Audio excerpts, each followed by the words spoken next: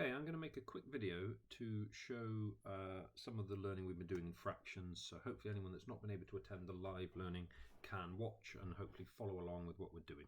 So we started out by looking at half of a shape. And we think of half as being when the whole is divided into two equal parts.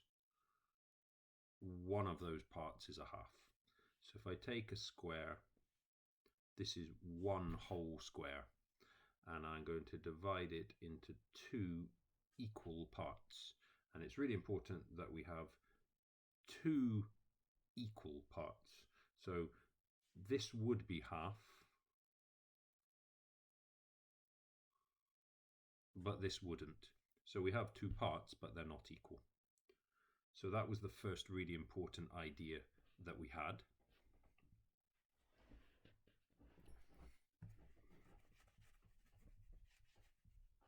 And then we thought about the same idea to do with quarters.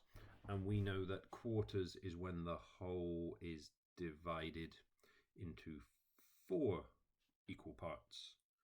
One of those parts is a quarter. And being able to say that sentence to describe a quarter is really important. So again, I can draw a square.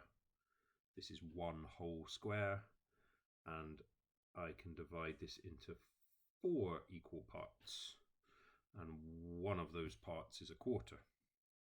And just like before, I could draw a square and divide it into four parts, but those wouldn't be quarters because the parts aren't equal. And then finally, we've been thinking about finding a third of a shape, and that's when the whole is divided into three equal parts.